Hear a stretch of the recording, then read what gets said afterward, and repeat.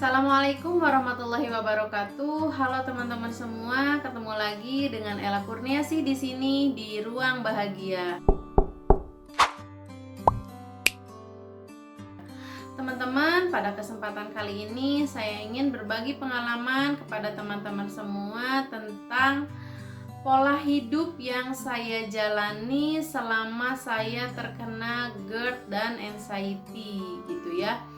Bagi teman-teman yang suka dengan video saya, jangan lupa like dan komen. Jangan lupa juga nyalakan lonceng notifikasinya agar teman-teman bisa selalu update tentang bagaimana saya bisa sembuh agar bisa menjadi referensi bagi teman-teman semuanya, dan teman-teman juga bisa sembuh total seperti saya gitu ya. Nah, baik, adapun pola hidup yang saya jalani pada saat terkena GERD anxiety gitu ya. 3P ini memang kunci utama yang harus kita rubah teman-teman gitu ya.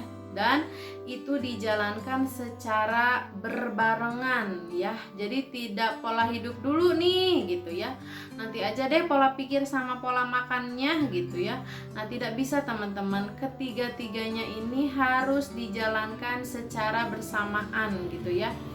Nah, beberapa hari yang lalu saya baca komen di kolom komentar itu, ternyata semua konten yang membahas tentang GERD anxiety selalu berkaitan dengan 3P gitu ya. Nah, memang seperti itu teman-teman gitu ya. Ini adalah 3 kunci yang memang harus kita jalanin dan harus kita rubah teman-teman gitu ya. Karena ketika kita merubah ini, buktinya saya alhamdulillah teman-teman bisa sembuh dengan total, tidak kambuh-kambuhan lagi, tidak cemas berlebih lagi, tidak takut berlebih lagi, dan saya bisa bahagia, bisa enjoy menjalani kehidupan yang Masya Allah luar biasa ini gitu loh teman-teman ya. Nah, adapun pola hidup pertama yang saya rubah adalah banyak minum air putih teman-teman gitu ya.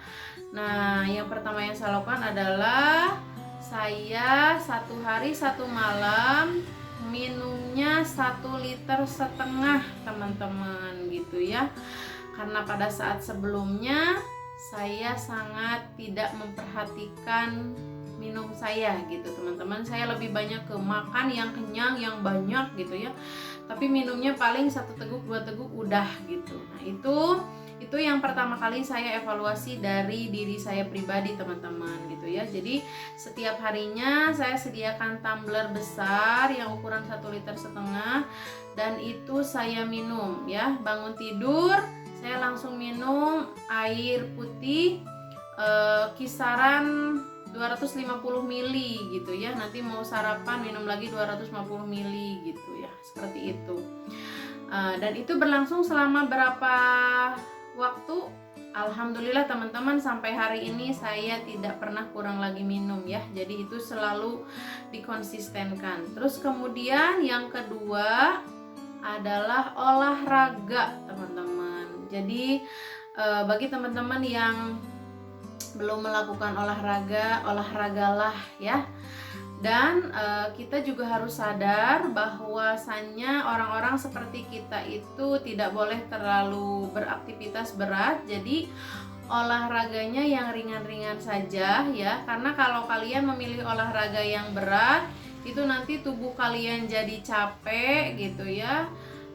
Sensasi keluar, terus kemudian teman-teman stres, asam lambungnya naik lagi terus gitu ya, berkelanjutan seperti itu. Jadi pilihlah olahraga yang ringan dan aman-aman saja untuk kita para penyandang GERD dan anxiety ini gitu ya.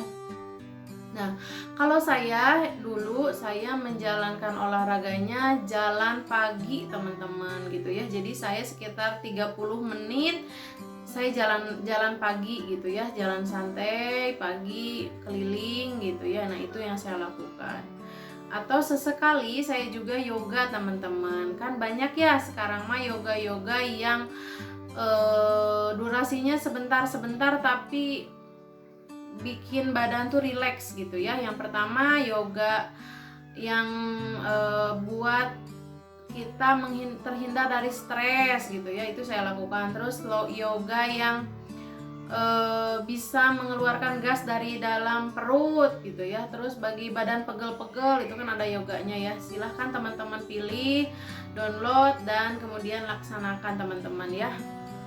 Nah, adapun yang ketiga ya, pola hidup yang saya jalanin yang ketiga adalah tidur yang cukup teman-teman. Nah, wajib bagi penderita GERD anxiety ini tidur tidak boleh kurang ya, 7 sampai 8 jam sehari, dan itu memang tidur yang efektif teman-teman ya. Jangan tidur yang tidur bangun lagi, tidur bangun lagi, tidur bangun lagi. Nah, itu nggak efektif teman-teman. Jadi teman-teman harus tidur blast gitu ya, dari misalnya jam 9 malam bangun jam 4 subuh gitu ya. Nah, itu adalah posisi tidur yang memang harus efektif gitu. Kemudian tidurnya juga harus bantalnya itu harus agak ditinggikan ya teman-teman gitu ya. Nah, itu.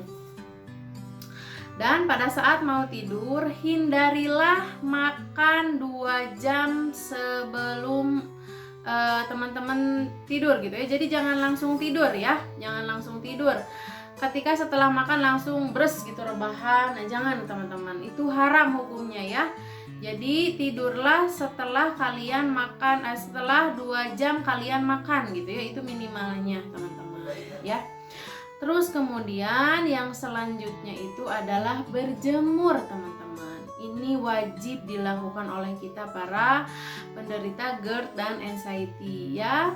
Cukup 15-30 menit aja teman-teman berjemur. Bagian belakang dan bagian depan itu harus terkena sinar matahari ya.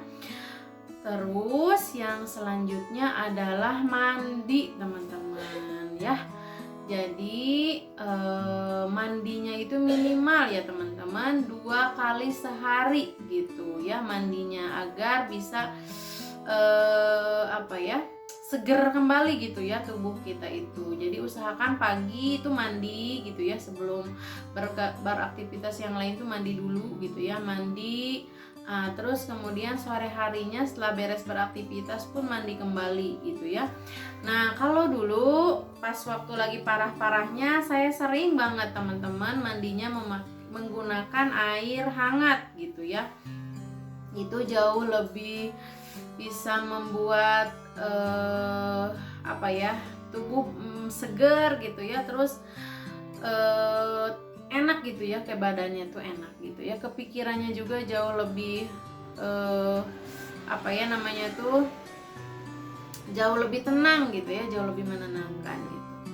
Terus yang selanjutnya adalah menghindari aktivitas berat teman-teman gitu ya. Jadi sementara waktu ini selama teman-teman dalam masa penyembuhan GERD anxiety, coba kurangi dulu aktivitas-aktivitas yang berat gitu ya, aktivitas-aktivitas yang memang membuat teman-teman kecapean, kelelahan gitu ya. Nah, itu dihindari dulu teman-teman gitu ya.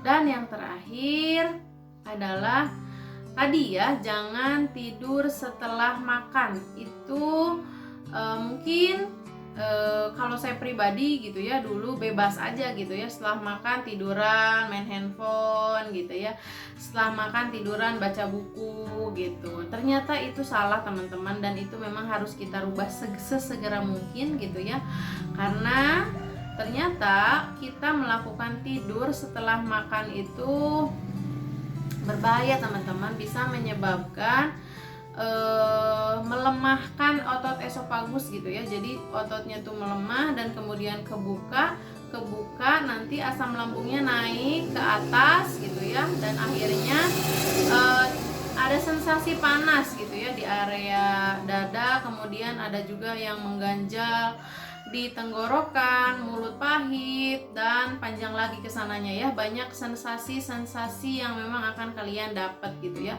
Jadi sebelum itu terjadi atau misalnya yang sudah terjadi, teman-teman perbaiki lagi. Dan bagi yang belum terjadi, tolong ya, jangan tidur, jangan rebahan setelah kalian makan. Kalau sudah 2 jam boleh teman-teman bebas ya, silahkan mau tidur mau gimana gitu ya, silahkan. Nah mungkin itu teman-teman yang bisa saya share hari ini gitu ya. Jadi pola hidup ini saya jalanin alhamdulillah sampai hari ini teman-teman gitu ya.